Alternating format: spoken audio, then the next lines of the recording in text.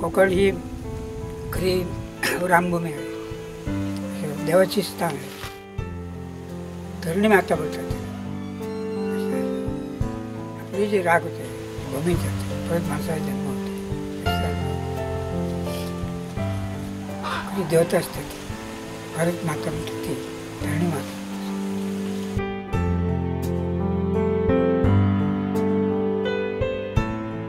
कोकणात आपल्या इकडे मृग नक्षत्र चालू झालं की भात शेतीची पेरणी होते.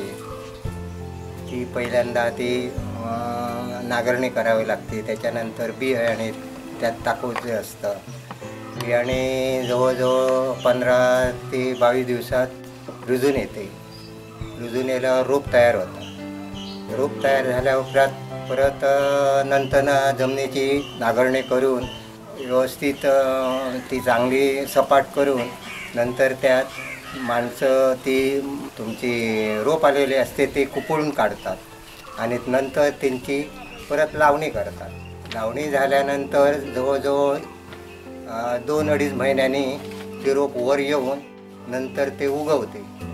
त्याच्यानंतर जवळजवळ 15 दिवसांनी ते कापावं लागतं पुन्हा.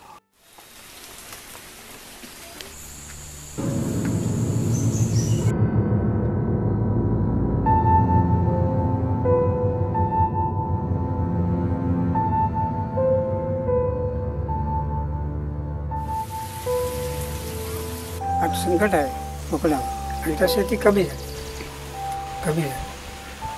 कोण करायलाच बघत नाही. काही ठिकाणी व्हाळ झाले, धूप झाली, बांधारे कोण घालत नाही. सरकार काय लक्ष देत नाही. सगळं रस्ता चालला गेलं. पूर्वी असं नव्हतं, बांधे घालून टिकवत होतं. आता ते सगळं रस्ता चालला गेलं. असं नुकसान खूप झालं. पूर्वी तसं नव्हतं. पूर्वी साबित ठरलं.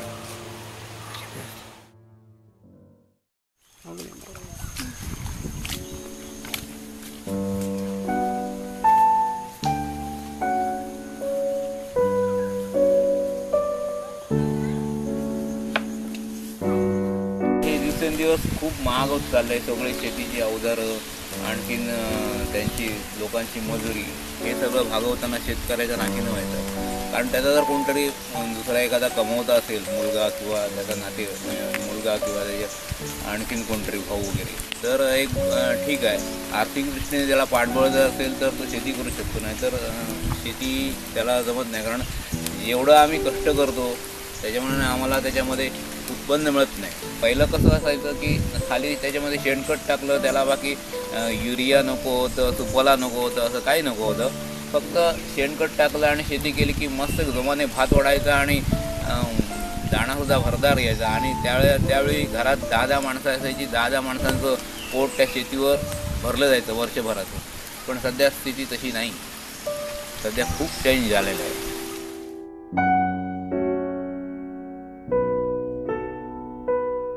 सगळ्यांच्या मनापर्यंत घ्यावं असं वाटत नाही. कुठे आणणार पैसे? बरोबर, एवढे महाग घेणार कोण? स्वस्त असले तरच घेणार ना. सध्या पावसाचं काय वातावरण गॅरंटी नाही, वेळेवर पडेल की नाही. कधी जूनमध्ये पडतो, कधी जुलैमध्ये पडतो, कधी एकदम बंदच होतो पडायला. 5 वर्षापूर्वी चांगला व्यवस्थित पाऊस पडत होता. हे सध्याचं वातावरण असं आहे पावसाचं. त्याच्यामुळे लोक पण शेतीमध्ये कंटाळलेले आहे. म्हणजे त्यांना शेतीशिवाय काय पर्याय नाही असे लोक शेती करतात.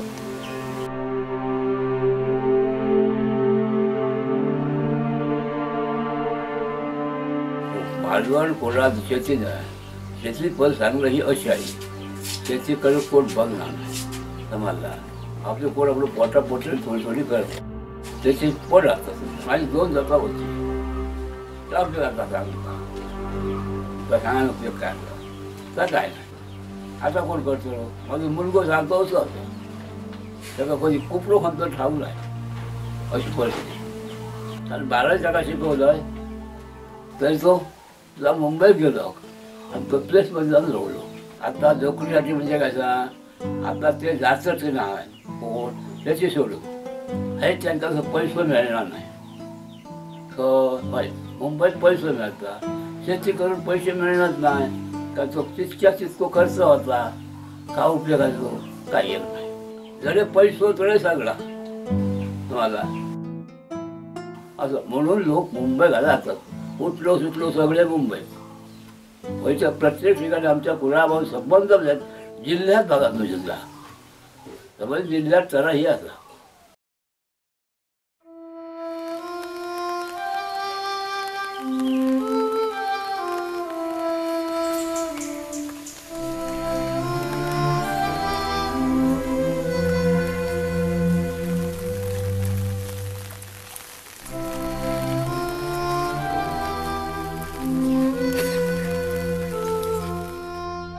आता जी नवीन पिढी आहे आमची मुलं बाळं आहेत ती मला वाटत नाही शेती करत, कारण कोणीच राहायला इथं बघत नाही. प्रत्येकजण म्हणतो तुम्हाला जमत असेल तर करा, नाहीतर तुम्ही ते सगळं सोडून द्या.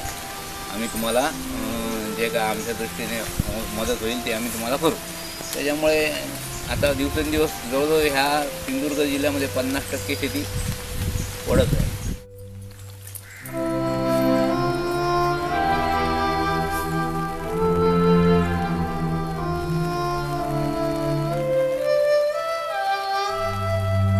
शेती करतात त्यांच्याकडे मोठ्या प्रमाणात यंत्रसामुग्री असते, त्यामुळे ते लोक घेऊ शकतात यंत्रसामुग्री वगैरे किंवा अदर काही सामान.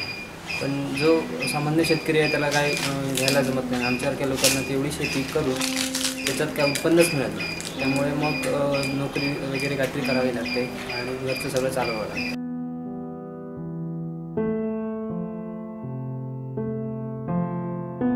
आताचे ती बोगल असतात. आताची पोरगी फुलली काय करूची नाही माझ्या मते. कारण पाटल्याने केला तर आम्ही करतो लगेच अशी गोष्टी चलते. असं झालं. आमची पुढची जी पिढी असत ते मुंबईला असल्यामुळे नोकरी सोडून येऊन करण्यात ते शक्य नाही आणि त्यांना आवडही नाही. आम्ही आवडीने आतापर्यंत शेती केली. जोत धरूची माहिती नाही, हे हातीत नांगर घेऊची माहिती नाही, जोत धरूची माहिती नाही, काय माहिती नाही. काय कशी करतो पकडूया धरूया हे काय जमतच नाही ना. कशी शेत नांगरतात काय तुमच्या सारी परिस्थिती. कोण ना कोण धरूचे ना हातीत नांगर, मग ते शेती करतले का? ती शेती करणं शक्य नाही.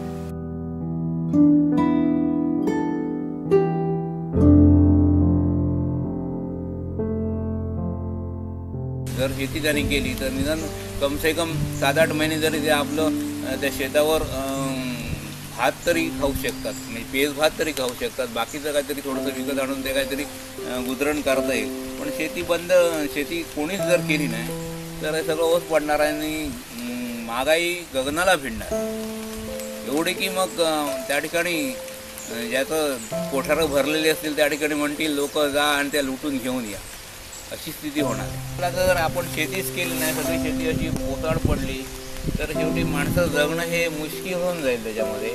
आणि शेवटी अशी हे वेळ येईल की माणूस माणसाला खाईल. माणूस माणसाला त्याला अन्नधान्यच मिळालं नाही तर मग तो काय करणार आहे. तर त्याच्यामध्ये ही सध्याची स्थिती आहे ती खूप बेकार स्थिती आहे. आणि त्याच्यामुळे युवकांनी हे सगळं बोध घेऊन त्याच्यामधून आपली जी स्वतःची जरी शेती आहे ती जरी थोडी थोडी येऊन केली तरी त्याच्यातून काहीतरी चांगलं निष्पन्न होईल असं मला वाटतं.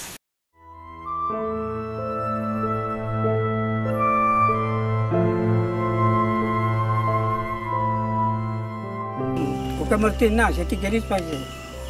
आपली जी परंपरा जी चालत गेली आणि कसतच पाहिजे, नाही तर वाया जाणार ते रसाचा जाणार ते